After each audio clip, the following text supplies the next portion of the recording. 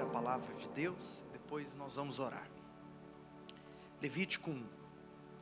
Chamou o Senhor a Moisés, e da tenda da congregação lhe disse: fala aos filhos de Israel e dize-lhes: quando algum de vós trouxer oferta ao Senhor, trareis a vossa oferta de gado, de rebanho ou de gado miúdo.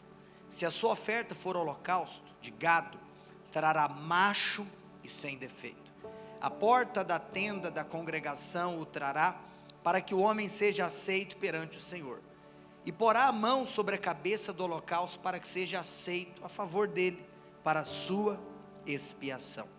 Depois imolará o novilho perante o Senhor, e os filhos de Arão, os sacerdotes, apresentarão o sangue e o aspergirão ao redor, sobre o altar que está diante da porta da tenda da congregação. Então ele esfolará o holocausto e o cortará em pedaços, e os filhos de Arão, o sacerdote, porão fogo sobre o altar, e porão em ordem lenha sobre o fogo. Também os filhos de Arão, os sacerdotes, colocarão em ordem os pedaços, a saber, a cabeça e o redenho, sobre a lenha que está no fogo, sobre o altar. Porém, as entranhas e as pernas o sacerdote as lavará com água, e queimará tudo isso sobre o altar. É holocausto, oferta queimada de aroma agradável ao Senhor. No verso 10 diz: se a sua oferta for de gado miúdo, de cardeiros ou de cabritos para o holocausto, trará macho sem defeito. No verso 14, vou ler só mais esse versículo, diz: se a sua oferta for holocausto de aves, trará a sua oferta de rolas ou de pombinhos. Glória a Deus. Abaixa a sua cabeça, feche seus olhos. Vamos pedir ao Senhor. Pai, a nossa oração nessa noite é que haja espírito de revelação. A nossa oração é que de fato o nosso coração possa estar voltado à explanação da Tua palavra.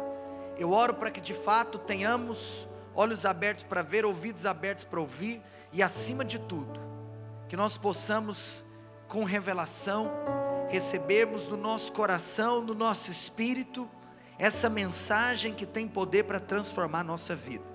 Senhor, eu te agradeço pelo dia especial que nós celebramos hoje, e eu declaro que de fato nós perseveraremos em servir ao Senhor, e continuaremos esse legado que nos foi transmitido de geração a geração. E nós profetizamos que assim será também com os nossos filhos e com os filhos dos nossos filhos, em nome de Jesus. Diga aleluia. Hoje eu quero trazer para você uma explanação acerca da oferta do holocausto. Sabe o que é interessante? Em toda a palavra de Deus, e obviamente de maneira específica no Antigo Testamento, nós já vemos essa substituição de cordeiros morrerem no lugar de seres humanos. E obviamente que tudo isso já apontava para aquilo que aconteceria na cruz do Calvário.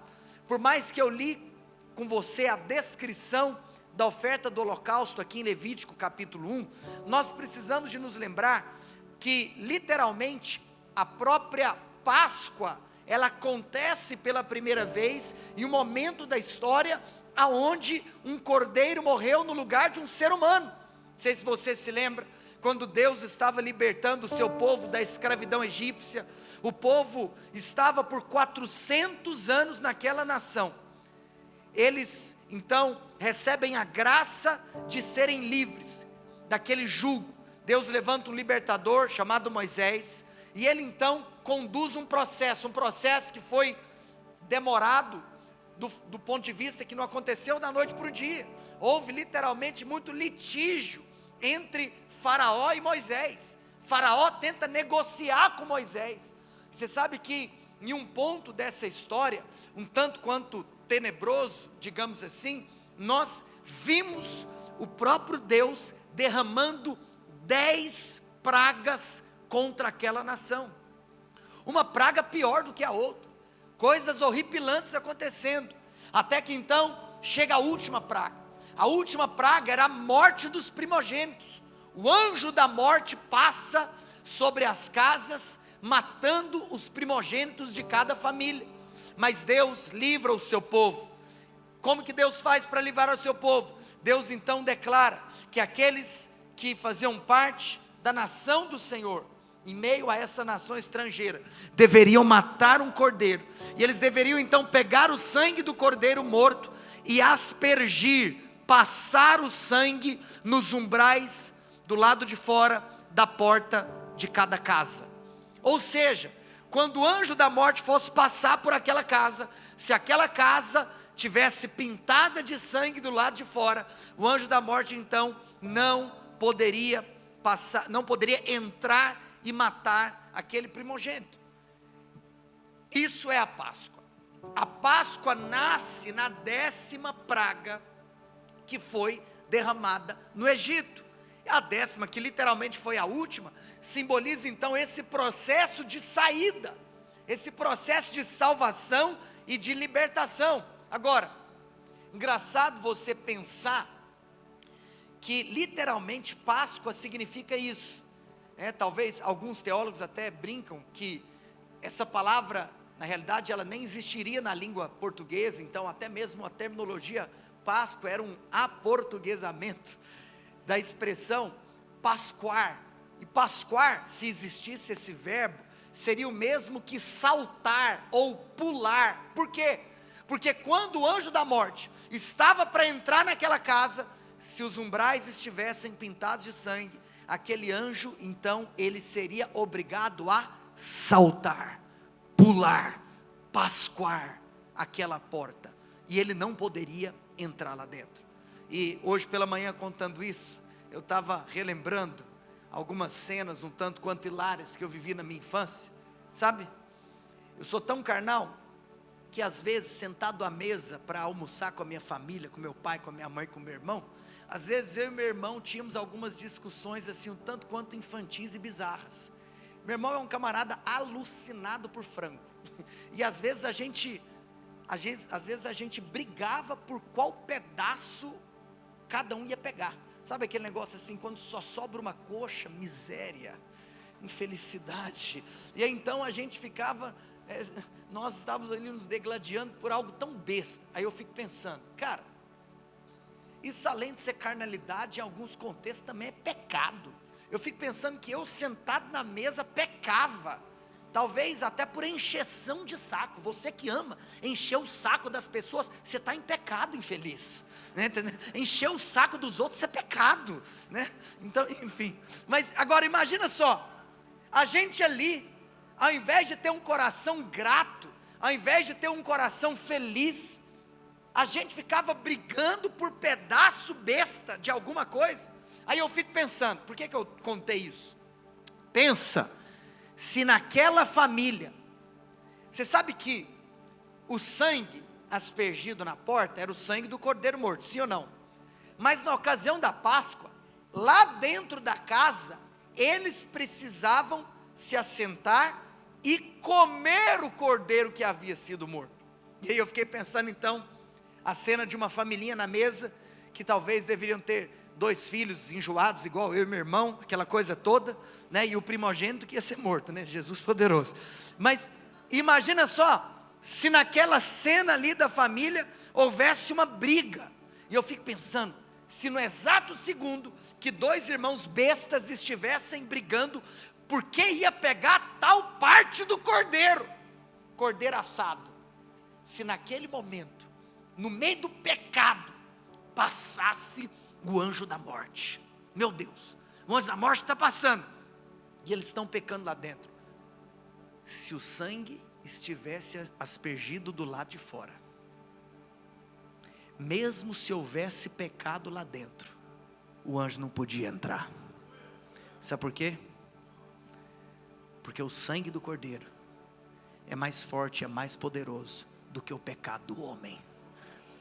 Pode até ter pecado lá dentro, pode ter pecado na mesa, se tem sangue na porta, o anjo tem que pascuar, Mas você sabe que essa história de um cordeiro morrer não começou nem na Páscoa. Na Páscoa nós estamos no livro de Êxodo, saída. Lá em Gênesis, no Éden, quando o homem pecou, o salário do pecado era a morte, e Romanos 6, 23, e nosso Deus já havia dito, que se o homem comesse da árvore do conhecimento do bem e do mal, haveria morte, e houve morte. A questão é que não houve morte física ali, para Adão naquele momento, mas inclusive houve morte física para o ser humano, porque é por causa disso que o ser humano morre fisicamente. E qual é o ponto? O ponto é que literalmente, Adão se vestiu de uma roupa, de pele de um animal, que havia sido morto no seu lugar.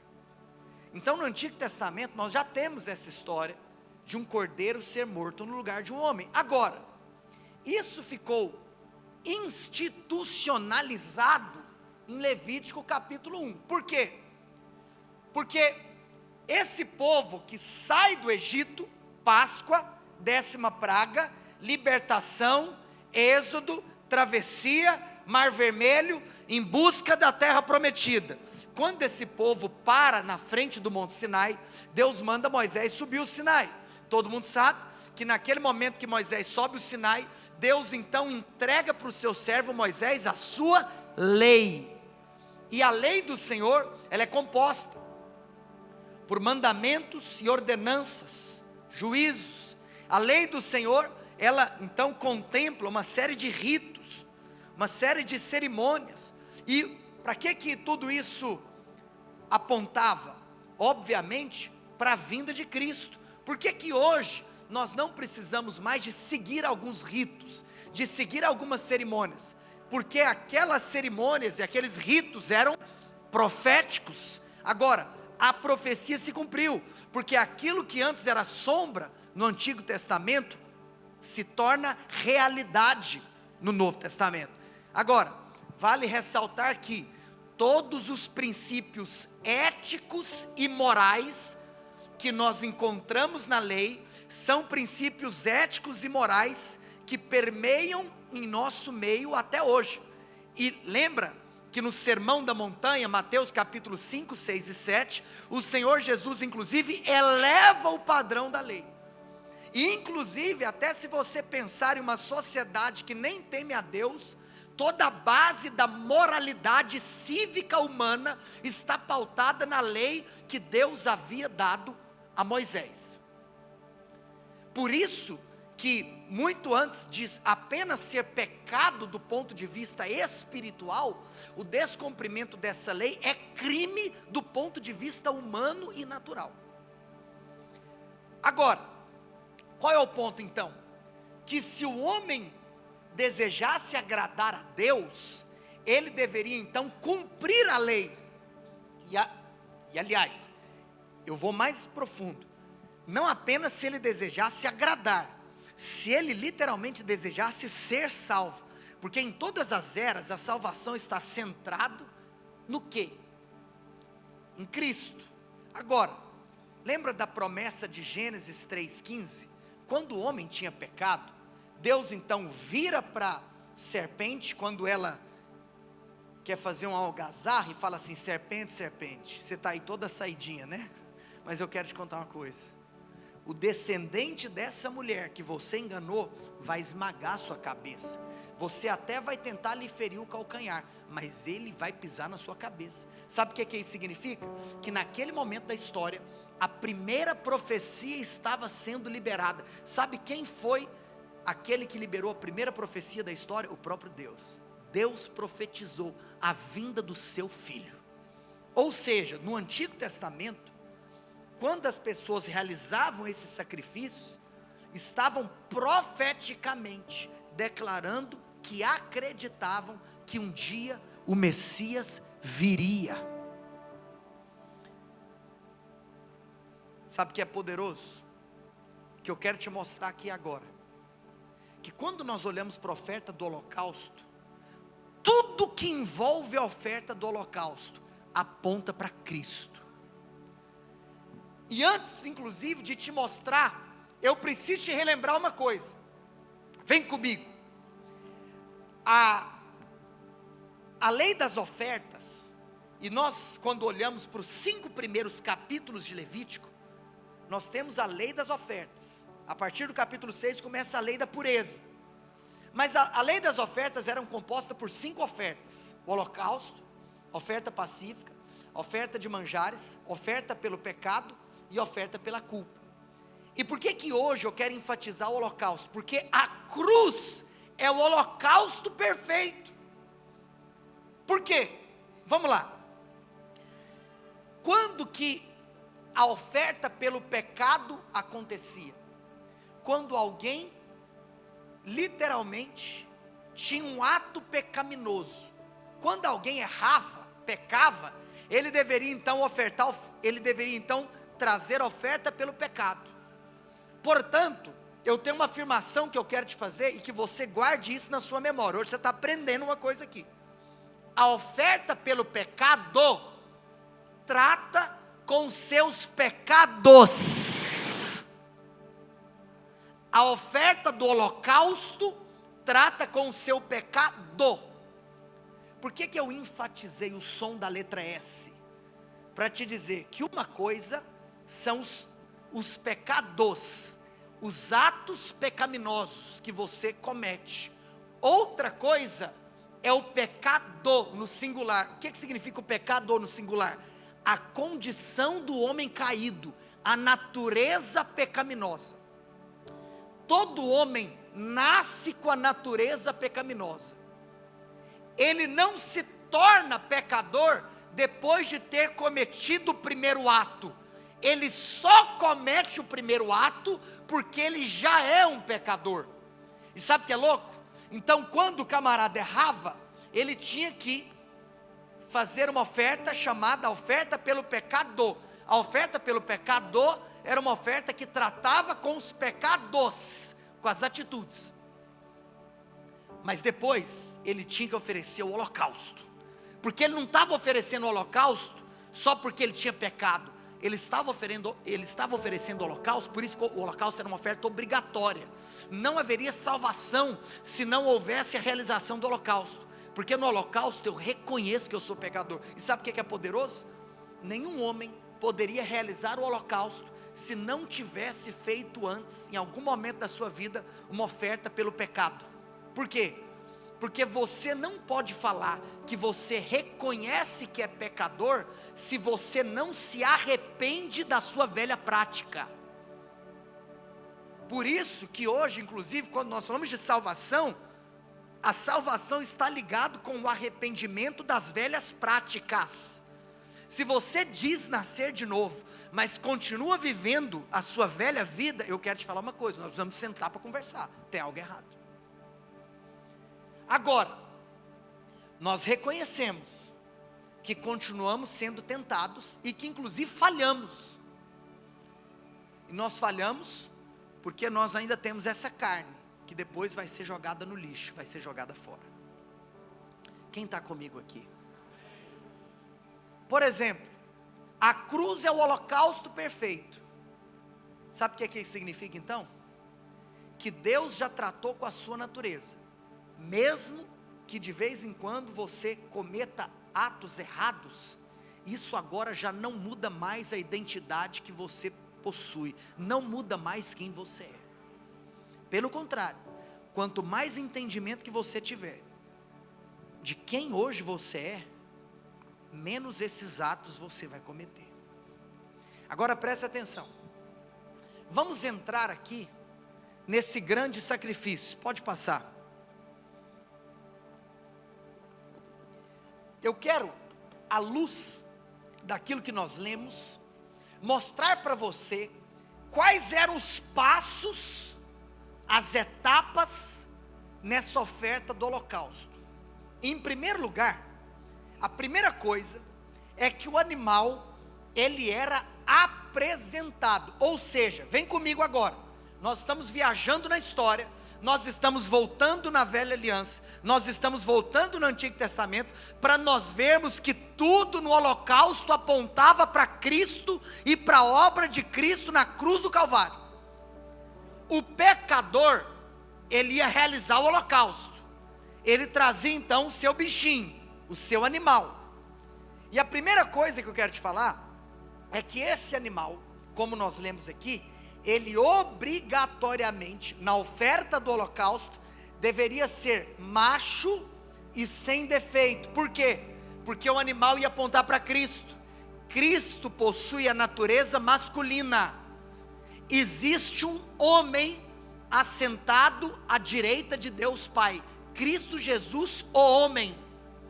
A igreja, por exemplo, aponta para a vida feminina. Por isso que a oferta era realizada com um animal que fosse macho. Mas o animal não deveria ser apenas macho. O animal deveria ser sem defeito. Por que o animal deveria ser sem defeito? Para apontar que apenas há um perfeito. Cristo é perfeito. Então o animal tinha que ser macho sem defeito. Agora, eu li aqui para você, quando nós lemos, eu li até o verso 9, depois eu li o verso 10, eu li o verso 14. Por quê? Para te mostrar que existiam algumas opções que o ser humano, o ofertante, ele poderia, na hora de realizar o sacrifício, escolher alguns animais que ele tinha a possibilidade de apresentar. Seguindo aqui uma ordem de explanação, qual é o primeiro animal que a Bíblia diz que poderia ser apresentado na oferta do holocausto? O novilho, o boi. O boi era um animal que poderia ser sacrificado no holocausto. Agora, por que o boi poderia ser? Porque todos esses animais apontam para Cristo. O boi aponta para Cristo porque o boi simboliza servitude. Você sabe que o boi, na antiguidade, ele sempre era associado como um animal de carga. O boi era um animal de tração, de carga. Por isso, o boi, ele era verdadeiramente um servo do seu Senhor. O boi, ele carregava o fardo do Senhor. Sabe o que é poderoso? Nós já repetidas vezes dissemos aqui nesse púlpito, que por exemplo, os 4 autores dos evangelhos, Mateus, Marcos, Lucas e João, abordam características diferentes da humanidade de Cristo, ou até mesmo de quem Cristo é. Então, pegando a luz da ótica de cada autor desses evangelhos, Mateus, ele apresenta Jesus como rei, Marcos apresenta Jesus como servo, boi, Lucas apresenta Jesus como filho de homem, João apresenta Jesus como filho de Deus. Então, o boi aponta para Cristo. Por quê? Porque Cristo, como Marcos escreveu, ele era um servo. Inclusive, alguns teólogos chamam de o servo sofredor, porque ele foi um servo que sofreu em nosso lugar. Quando nós olhamos, por exemplo, para Filipenses capítulo 2, naquele texto que quando nós estávamos estudando essa epístola, eu disse para você, que é a escrita cristológica mais bela da história, que ele abriu mão da sua glória, se esvaziou, ele se ofereceu como um servo. Cristo, então, ele pode ser apontado na oferta do holocausto pelo boi, porque ele é um servo. Mas em segundo lugar, além do boi, nós temos o animal cordeiro, a ovelha, o macho. O cordeiro, ele é um animal conhecido, inclusive, o Caio, na sua maravilhosa interpretação teatral, já nos explicou a respeito de que a ovelha, o cordeiro, é um animal dócil. Ele é de fato um animal puro. Ou seja, o cordeiro aponta para submissão. O cordeiro é aquele animal que se submete. A prova é tanta, que quando você vai matar uma ovelha, ela morre calada. Ela não é igual o porco, que morre gritando, né? E você sabe que também essa analogia pode ser vista por 2 tipos de crentes, que no exercício da vida cristã, uns morrem gritando e outros morrem calados, né? Ou também pode ser uma analogia da vida matrimonial, não é verdade? Quando você tem então a oportunidade de tomar a cruz pela sua esposa, né? Macho, sem defeito, olha aqui para mim, você pode tomar a cruz como um porco, né? Ou você pode tomar a cruz como um cordeiro. Deus nos perdoe pela porquice da nossa vida, né? Tantas vezes tomamos a cruz gritando, esperneando. Agora a ovelha não, o cordeiro não. O cordeiro, ele é mudo, ele vai mudo para o matador. Ou seja, Cristo, ele foi calado. Cristo não questiona no aspecto de querer se rebelar contra o Pai. Hora nenhuma passou pela cabeça de Jesus abortar a ideia do Pai. Hora nenhuma passou pela cabeça de Jesus a possibilidade de se rebelar contra o Pai. Sabe o que é louco? Se você abrir Mateus, Marcos, Lucas e João, os 4 evangelhos, e você ler esses evangelhos, e você contar quantas vezes Jesus faz referência ao desejo de cumprir a vontade do Pai, você vai levar um susto com a quantidade de versículos, a quantidade de vezes na palavra de Deus, aonde Jesus expressa o desejo de fazer a vontade do Pai, porque Ele era um filho submisso, Ele obedeceu até a morte de cruz. Boi, servo, cordeiro, submisso. Terceiro lugar, um tanto quanto estranho, um bode poderia ser apresentado. Mas como que um bode poderia ser apresentado? Se cada um desses animais estão apontando para Cristo, como que o bode pode apontar para Cristo? Inclusive, todo mundo sabe que o bode, muitas vezes, ele é até mesmo um símbolo satânico, sim ou não? Por quê? Sabe o que é interessante? Que o bode, ele pode ser associado como pecado. Até por isso, se nós estivéssemos, por exemplo, estudando Levítico e chegássemos no capítulo 16, que é o principal dos 28 capítulos de Levítico, que é o dia do Yom Kippur, o dia do perdão nacional.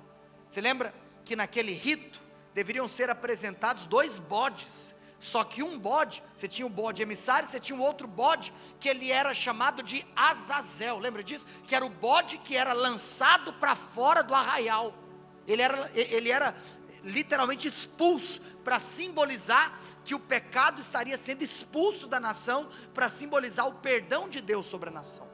Então o bode aponta para o pecado. Então, como que eu posso afirmar que Cristo pode ser simbolizado pelo bode? Sabe o que é poderoso?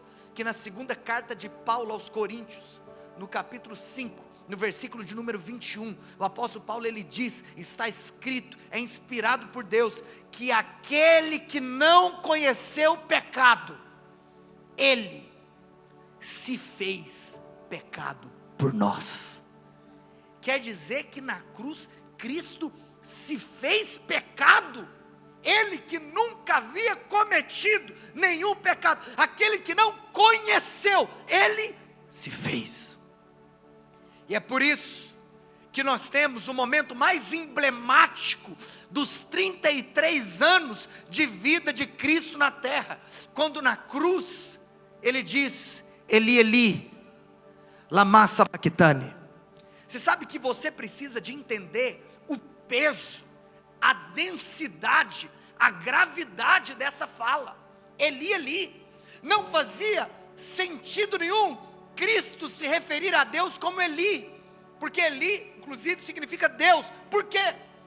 Porque para o espanto do povo judeu, quando aqueles camaradas começaram a se relacionar com Jesus, eles foram completamente pegados de surpresa, e eu fico pensando que isso foi para eles um bug mental, quando eles olhavam para Jesus, chamando Deus de uma coisa que Deus nunca havia sido chamado na história.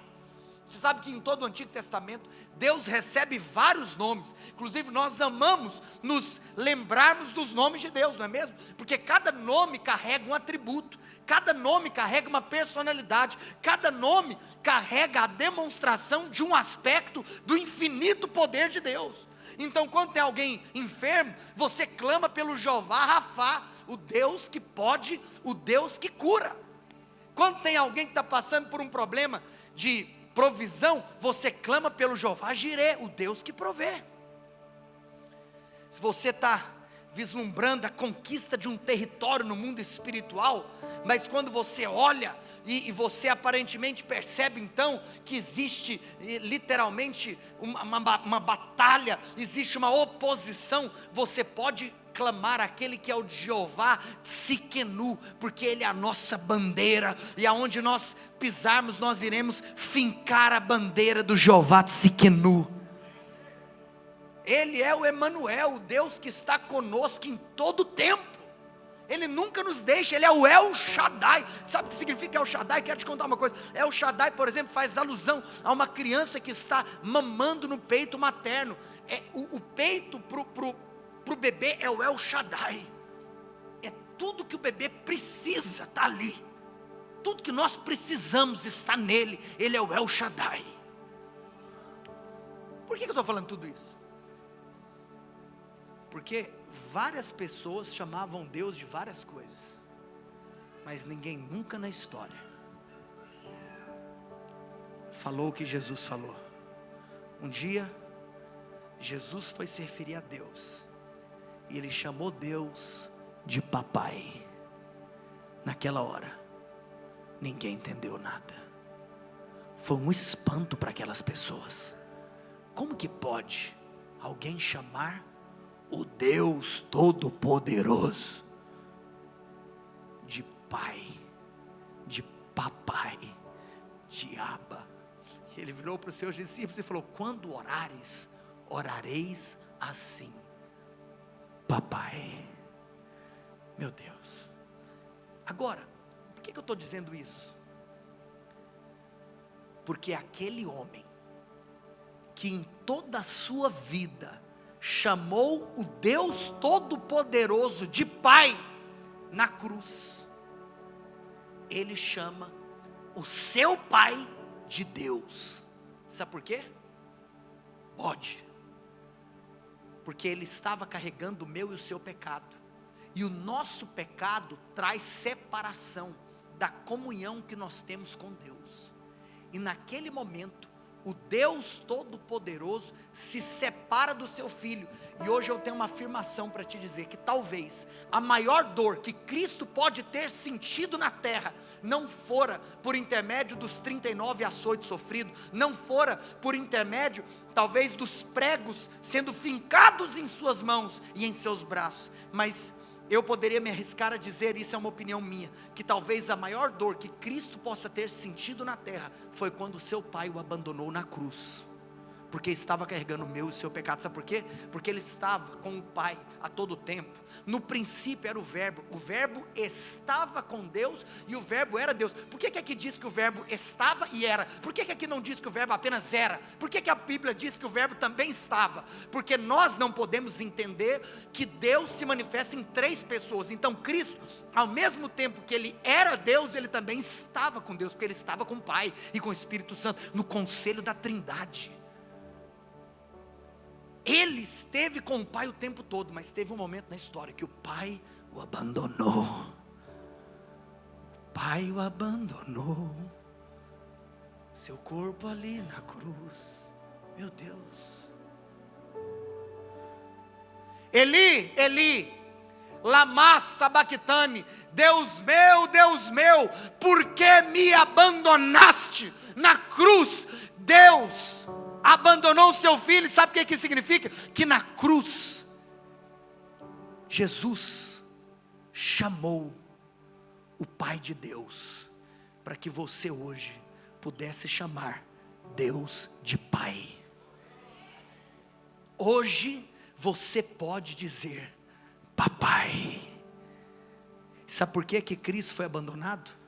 Para que você possa ter uma certeza na sua vida, que não importa o que você fizer, não importa onde você for, não importa que besteira você cometer, Ele sempre estará contigo.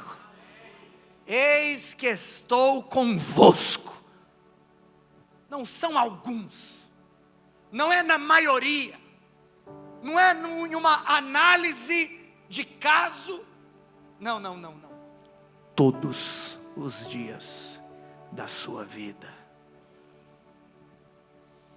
Mas vamos avançar. O quarto e último animal que poderia ser apresentado como sacrifício era o pombo. A rola, a pomba, macho, o pombo. Você sabe? Sabe por que o pombo era uma opção? Porque algumas pessoas não tinham dinheiro, recurso, para sacrificar um boi ou um cordeiro. E aí então, para essas pessoas que eram mais pobres, elas então poderiam apresentar um pombo, uma pomba. Você sabe, as pessoas então associavam pombo com pobreza. É engraçado porque como que a gente poderia então afirmar que algo que está associado com a pobreza, aponta para Cristo. Na mesma epístola que Paulo declara, segunda carta aos Coríntios, que ele não conheceu o pecado, mas se fez pecado. No capítulo 8, no verso 9 de 2 Coríntios, o apóstolo Paulo diz que ele se fez pobre. Engraçado porque essa é a afirmação apostólica, que ele se fez pombo, ele se fez pobre, para que eu e você fôssemos enriquecidos nele. Mas por favor, não seja tão pobre de ter apenas dinheiro, porque a maior riqueza que o homem pode ter é a riqueza espiritual. Como Paulo diz em Efésios capítulo 1, com toda sorte de riquezas espirituais. Hoje nós podemos ser enriquecidos com toda sorte de bênçãos celestiais. Ou seja, vem comigo. Primeiro lugar, o ofertante, o pecador, ele trazia o animal. Quais eram os animais que poderiam ser oferecidos? Diga comigo: boi, cordeiro, diga comigo: bode e pombo. Boi,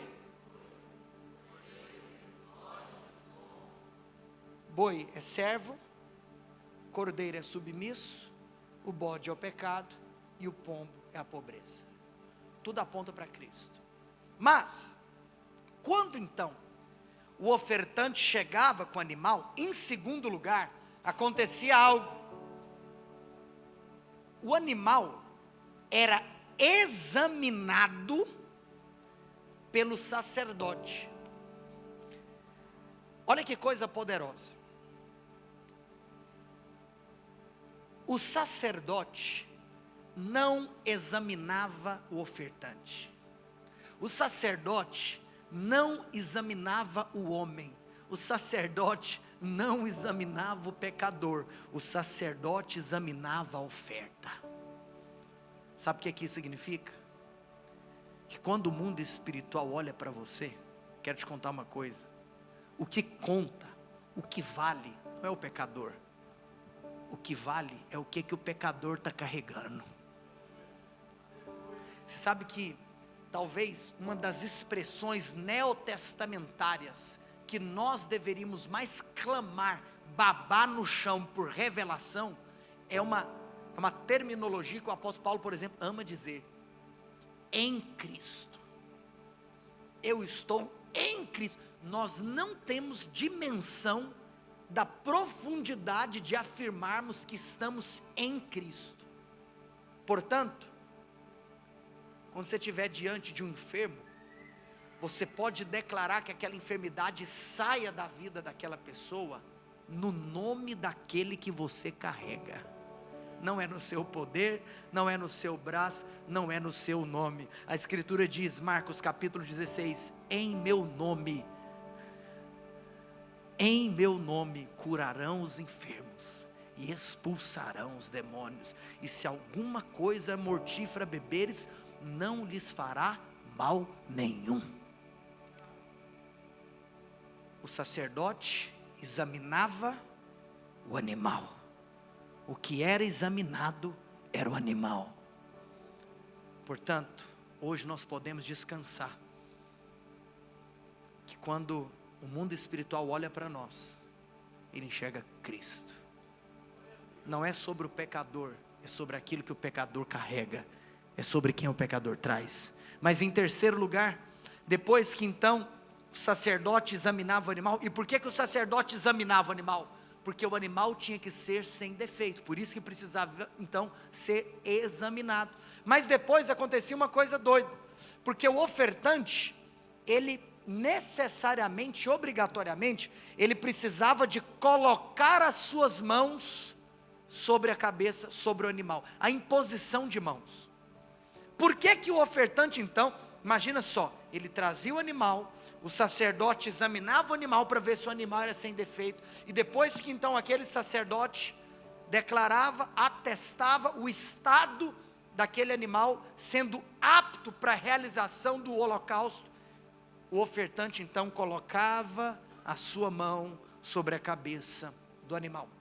Nesse momento, nós temos aquilo que nós poderíamos dizer que significa a identificação. A identificação do ofertante com a oferta. A identificação do pecador com o sacrifício. Por quê? Porque a partir daquele momento, simbolicamente, tudo aquilo que o pecador deveria sofrer, o animal sofreria no lugar do pecador. Tudo aquilo que o ofertante precisaria passar, o sacrifício, a oferta ia passar no lugar do ofertante. Aquele animal então iria sofrer tudo aquilo que merecia ser sofrido pelo pecador. Ou seja, esse processo de identificação, hoje na nova aliança, é apontado pelo batismo. Por quê? Porque nesse processo aqui de identificação, quando o ofertante estava colocando as suas mãos, é como se nós estamos vendo aquilo que nós chamamos da obra da cruz, que é a substituição. Sai o pecador e entra o sacrifício. Quando que nós, na nossa vida, nós representamos, que nós nos identificamos com o sofrimento de Cristo no nosso lugar? Quando nós nos batizamos. O batismo é a identificação do pecador com o sofrimento do sacrifício. Por isso que toda pessoa que aceita Cristo, necessariamente, obrigatoriamente, deve se batizar.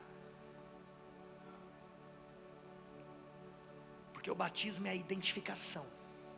Eu que deveria morrer, mas Ele morreu no meu lugar. É o mesmo processo que o ofertante está vivendo aqui com o sacrifício. Por isso que Paulo, no capítulo 6 da sua carta aos Romanos, ele diz que fomos nós sepultados com Cristo. Aonde? No batismo. Fomos, pois, sepultados com Ele na morte, pelo batismo. Ou seja, Paulo está falando que quando eu e você nos batizamos, nós estamos então entrando na morte de Jesus. Sabe o que significa? Que Cristo não apenas morreu em nosso lugar, mas nós também somos incluídos na sua morte. Por isso que nós chamamos de substituição quando nós nos referimos à obra da cruz, mas inclusão quando nós nos referimos ao poder da cruz. Fomos, pois, sepultados com Ele na morte pelo batismo. Mas sabe o que é louco? Você é sepultado com Cristo, mas depois você se levanta uma nova vida, sim ou não? Por quê? Porque o apóstolo termina o versículo dizendo: para que assim como Cristo, que ressuscitou dentre os mortos, assim também andemos nós em novidade de vida. Por isso que nós podemos viver uma vida nova. Mas em quarto lugar, o animal era imolado. Nesse momento, nós temos então, literalmente, o ponto-chave, a morte.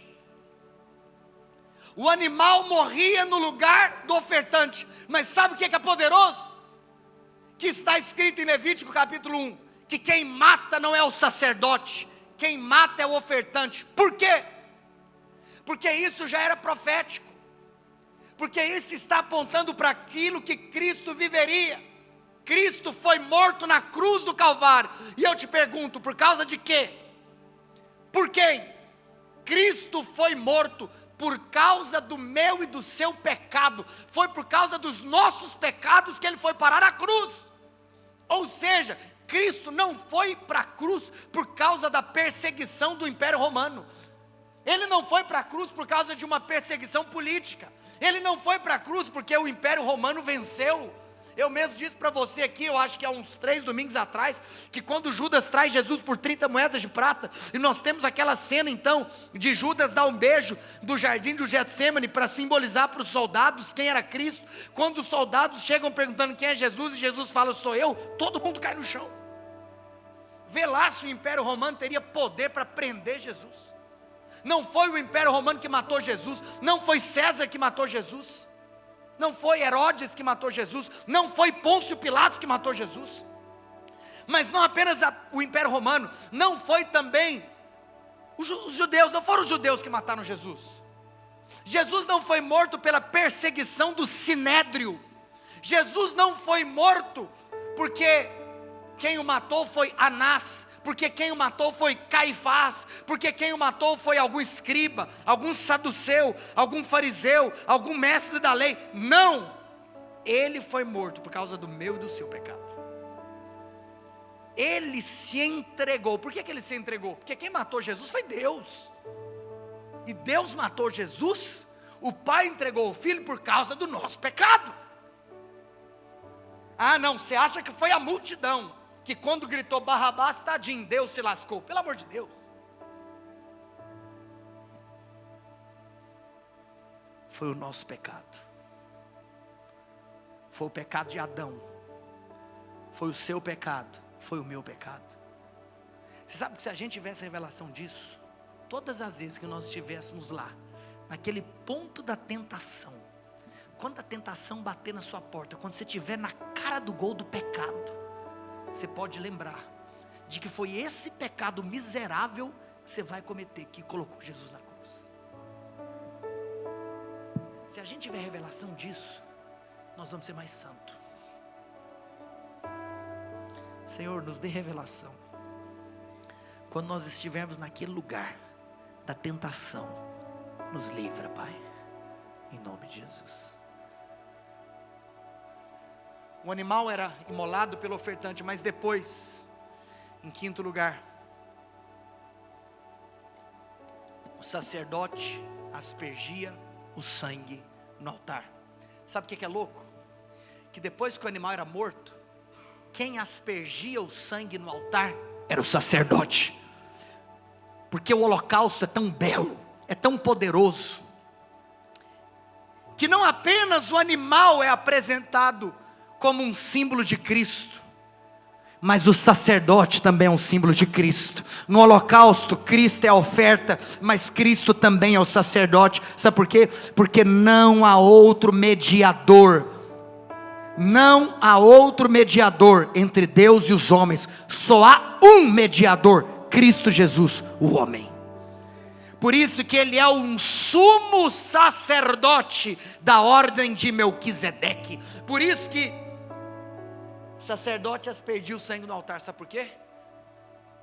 Para profeticamente apontar para o dia que Jesus ia chegar lá no céu e apresentar para o seu Pai o pagamento da nossa dívida. Está aqui, Pai, está aqui o sangue derramado. O sacerdote é Cristo, é Ele que apresenta o sangue diante de Deus. Mas depois disso, depois que então o sangue era aspergido no altar, nós tínhamos um processo um tanto quanto horripilante, de que aquele animal que já estava morto, ele era esfolado. Já usou aquela expressão, nossa, esfolei meu joelho, esfolei meu cotovelo, que é quando você tira a pele, quando você arranca a pele. Para os animais era um processo de arrancar o couro. Quando era ave, era um processo de arrancar as penas. Ela era depenada. Você sabe que os animais então, eles eram esfolados, cortados em pedaços, e depois, nesse processo de ser completamente moído, eles ainda tinham então as suas entranhas expostas e lavadas. Sabe que loucura? É que em Isaías capítulo 53, versículos de número 2, 3, 4 e 5, nós temos uma profecia muito clara a respeito da aparência de Jesus. Nele não havia aparência nem formosura. Agora, tem gente que olha para a profecia de Isaías e fala, nossa, tadinho de Jesus, ele devia ser feio. Feio é você, cidadão. Jesus devia ser lindo.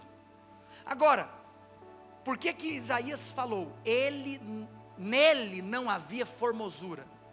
Porque você tem noção de como ficou o rosto de Jesus, depois de receber uma coroa de espinhos? Você tem noção como que ficou a pele de Jesus, depois de ser açoitado? Talvez, como eu acredito que a maioria aqui é crente, obviamente quando você já ouviu palavras a respeito do sofrimento de Cristo na cruz, ou até mesmo já assistiu ilustrações, ou até mesmo leu artigos sobre como eram os chicotes que o Império Romano usava em um processo de açoites. A pele de Jesus literalmente foi arrancada por cada açoite. Foi um negócio tão tenebroso que Jesus, ele havia recebido a pena de 40 açoites, mas ele só levou 39, porque se ele levasse o 40º, ele ia morrer. Ou seja, Jesus foi esfolado, porque a cada açoite que ele levava, era um pedaço do couro, um pedaço da pele que estava sendo arrancada. Mas o que os soldados romanos não sabiam, é que para cada pedaço de pele que estava sendo arrancado, era um pedaço do véu que estava se rasgando.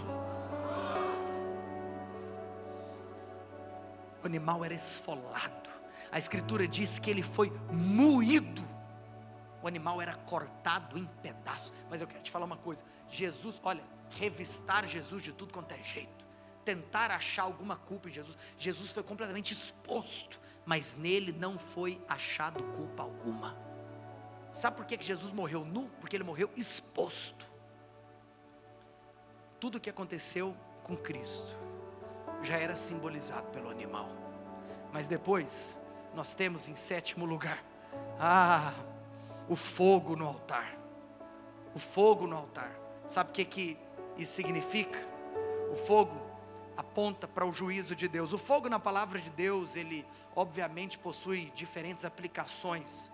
E uma delas, como por exemplo nós vemos em Lucas, em Mateus capítulo 3, no mesmo capítulo do batismo nas águas, nós temos também lá escrito a respeito do batismo no fogo. E em Mateus capítulo 3, o batismo no fogo é um batismo para juízo, porque a palavra fogo aparece 3 vezes naquele capítulo. Ou seja, um dos aspectos do fogo de Deus é o juízo de Deus. Por isso que Deus vai passar pelo fogo tudo aquilo que a gente faz. As nossas obras vão ser testadas pelo fogo. O fogo é o juízo de Deus. Ou seja, Deus derrama o seu juízo. Você sabe? Na cruz, Deus derramou o seu juízo sobre Cristo. Por isso você não tem que ter medo hoje de sofrer a ira de Deus. Tem tanto crente morrendo de medo de Deus. Acorda, meu filho. Cristo já levou a ira e o juízo de Deus no seu lugar. Sabe o que é louco? Próximo e último. Porque quando o fogo foi colocado, quando aquela cinza sobe, a oferta, está escrito, foi considerada uma oferta de aroma agradável. Você lembra que lá no início da palavra eu disse para você que existia, por exemplo, a oferta pelo pecado? Lembra disso? Na oferta pelo pecado e também na oferta pela culpa, eu não comentei dela, mas enfim, a oferta pelo pecado e a oferta pela culpa são basicamente realizadas da mesma maneira, mas existia uma diferença em qual momento elas eram realizadas. A oferta pela culpa era realizada quando o pecado que a pessoa tinha cometido era um pecado que envolvia um terceiro. É um pecado que realizava algum dano, trazia algum dano ou algum prejuízo a uma outra pessoa. Então, quando o pecado trazia algum prejuízo a um terceiro, então o pecador não realizava a oferta pelo pecado, ele realizava a oferta pela culpa, porque ele inclusive precisaria de restituir aquele que havia sido prejudicado. Mas o fato é que tanto a oferta pelo pecado quanto a oferta pela culpa, a escritura diz, Levítico 4 e 5, que não era um aroma agradável a Deus. Deus não se agradava. Por quê? Porque Deus se entristecia todas as vezes que alguém pecava. Por isso que não era uma oferta de aroma agradável. Agora, por que o holocausto é uma oferta de aroma agradável? Porque no holocausto nós estamos vendo uma natureza sendo trocada, o perdão sendo liberado e uma transformação acontecendo na vida de alguém, a troca da natureza. E nós também podemos reconhecer que Deus agradou moer o seu filho na cruz, por causa de mim, por causa de você, pelo amor que Ele tem a nós. Então foi uma oferta de aroma agradável.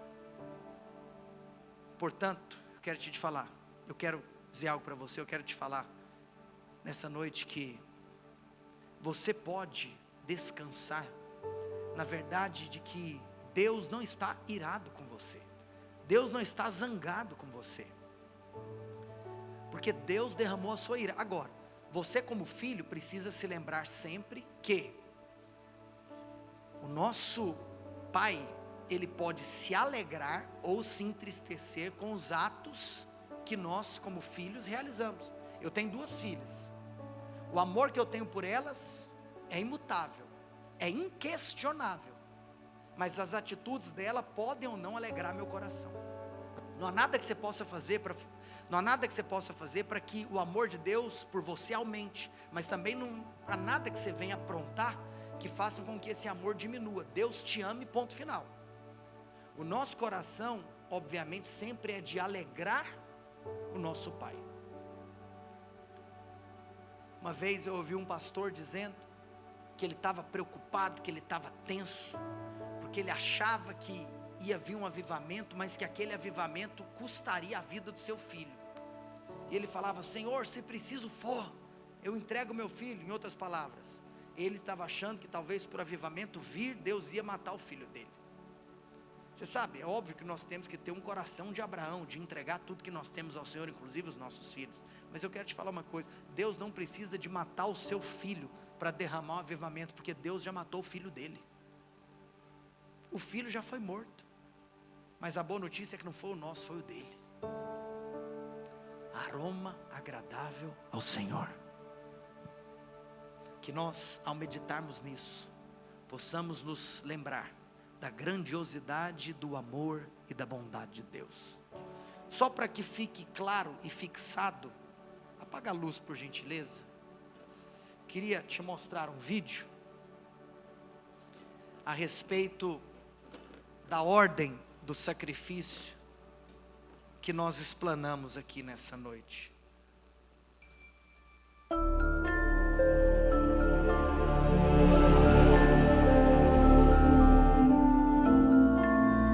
O ofertante chegava com o animal para apresentá-lo ao sacerdote.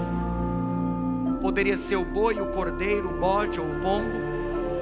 Então, aquele sacerdote, ele iria examinar para ver se o animal era sem defeito. E uma vez que ele examinava o animal, e você percebe que isso é poderoso saber que é o animal que é examinado e não o pecador.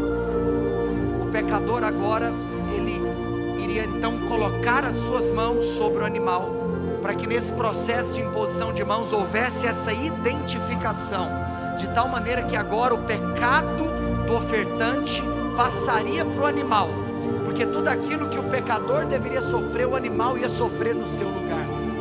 E depois desse processo de identificação, de transferência de pecados, agora o animal seria morto, mas ele não seria morto pelo sacerdote, ele seria morto pelo ofertante. Então é o ofertante que imola o animal. O cordeiro é imolado pelo próprio pecador, porque foi o meu e o seu pecado que matou Jesus. E o sacrifício é realizado para que hoje nós pudéssemos dizer: Tetelestai, está consumado. Hoje nós estamos em paz com Deus, porque esse sacrifício, ele teve um aroma agradável. Agora, qual é a boa notícia? A boa notícia é que esse cordeiro não resolvia definitivamente o problema. A boa notícia é que há 2000 anos atrás, Cristo Jesus decidiu se transformar em um cordeiro. A boa notícia é que hoje nós não precisamos cumprir esse rito, porque o cordeiro pascal, Cristo Jesus, por isso que para os judeus a Páscoa é a saída do Egito. Glória a Deus por isso. Essa é a origem histórica. Mas nós, nessa data, acima de apenas a libertação dos hebreus, nós comemoramos o sacrifício e a ressurreição de Cristo na cruz do Calvário.